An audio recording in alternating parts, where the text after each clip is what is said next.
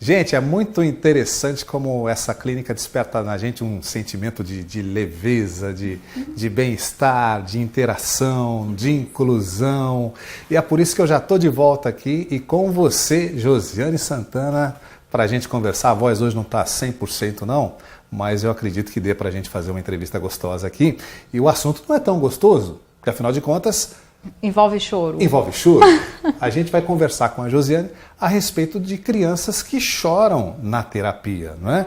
Subentende-se que a terapia deva ser um ambiente em que a criança seja bem acolhida, tenha uma série de favorecimentos, uma abordagem multidisciplinar da sua necessidade e isso cause uma leveza para essa criança. Mas a pergunta-chave é: por que com todos esses recursos a criança chora na terapia, Josiane?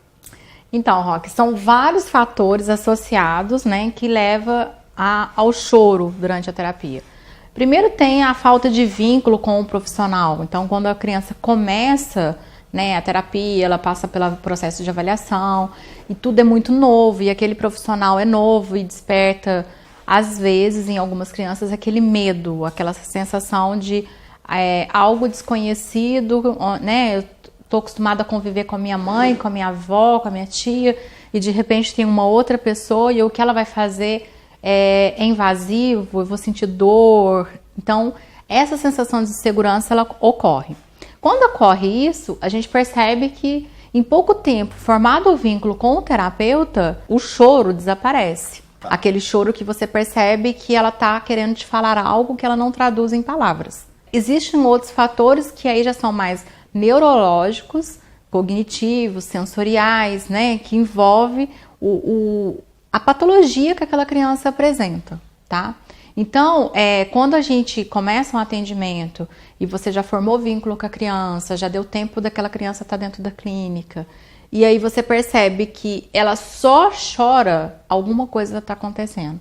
E aí você tem que descobrir o que é que está gerando aquele mecanismo de choro, que pode ser sensorial, que é um caso dos autistas, de algumas crianças que têm paralisia cerebral, né? Então, assim, a questão sensorial pode acarretar esse choro, porque a criança ela não sabe onde ela está naquele espaço, né? Então, uma criança que, ao se locomover, que você tira do colo da mãe, ela pode estar sentindo o contato físico com você diferente daquele colo materno que é tão conhecido. E aí, sensorialmente, no tato, ela percebe que aquilo não faz bem para ela. O cérebro dela interpreta como algo invasivo.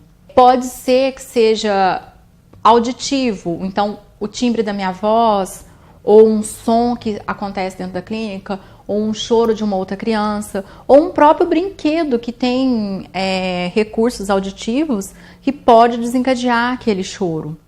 Pode ser olfativo, às vezes o olfato da criança tem uma sensibilidade que percebe o perfume da terapeuta, que percebe o cheiro diferente na sala, isso descarrega às vezes até nojo, aquela criança que às vezes chora e vomita. Aí a mãe fala assim, ele provoca o vômito. Não, é porque o sensorial está tão exacerbado que ela acaba vomitando, Poxa vida, né? Salivando em excesso. Tá.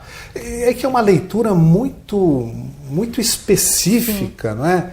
E que eu fico imaginando aqui, requer um manejo, uma habilidade muito diferenciada daquele profissional que está lidando com aquela condição, e aqui a gente está falando a respeito do choro, que pode ser um choro compulsivo, que pode ser um choro copioso, que pode ser um choro que decorra de um mal-estar passageiro, circunstancial, coisa daquele momento, e que envolva até mesmo outras condições neurologicamente estruturais da criança. E a gente fica imaginando, Josiane, o quanto há a necessidade de uma capacitação técnica do profissional para poder fazer uma abordagem inteligente e ter uma noção clara do que está se passando realmente. E é técnico e científico mesmo, é importante você falar sobre isso, Roque. Por exemplo, existe a formação em integração sensorial, né? Então, não basta você se formar só em terapia ocupacional, você tem que se especializar em integração sensorial. E aí, quando você se torna um especialista em integração sensorial, você começa a fazer as leituras, né, neurológicas, sensoriais daquela criança, Porque todo movimento que é realizado, anteriormente existe uma reação sensorial. Então, você, eu, se vamos caminhar, por exemplo, a gente teve uma resposta sensorial antes, o nosso cérebro adapta e modela aquilo e a gente tem uma reação motora adequada. O que acontece com essas crianças é, geralmente, a parte sensorial não tem essa modulação, não tem essa percepção. Logo, elas não conseguem ter a reação motora desejada. E aí é que está o profissional habilitado, especialista em integração sensorial, pelo processo avaliativo, pelo perfil sensorial daquela criança, vai detectar onde está a falta de modulação dela. Ah, está no equilíbrio? Ah, está no motor? Está no tátil? Está numa série de fatores em conjunto? E aí, qual vai ser o movimento que vai ser feito em terapia? Qual vai ser a atividade terapêutica que vai envolver aquela criança para que ela modele sensorialmente a parte motora ou a parte de equilíbrio dela? E aí ela tende a ter respostas adaptativas, né, por conta dessa modulação sensorial. Essas respostas adaptativas fazem com que ela tenha um movimento motor esperado e geralmente o choro passa. Josiane, eu fico absolutamente impressionado pela maneira com que você oferece essa didática, com que você discorre deste assunto, primeiro com uma naturalidade impressionante, depois com um conhecimento de causa absolutamente fantástico, mostrando para o nosso telespectador que essa é uma questão das mais importantes no ponto de vista do acolhimento, da abordagem, do tratamento, não é? E para se capacitar de fato e ter um resultado altamente efetivo, é preciso hoje, mais do que nunca, estar com os olhos voltados para a chamada avaliação sensorial. E é isso o que a Clínica Inclusiva disponibiliza aqui nos seus serviços e oferece realmente com mestria, né, para os pais que, mais do que nunca, estão preocupados com a saúde, enfim, com a rigidez dos seus filhos. E é maravilhoso realmente a gente poder saber que Rio Preto já disponibiliza dessa técnica, desse trabalho, e que ela pode ser encontrada aqui na Clínica Inclusiva. Parabéns, Josiane. Obrigada, Roque.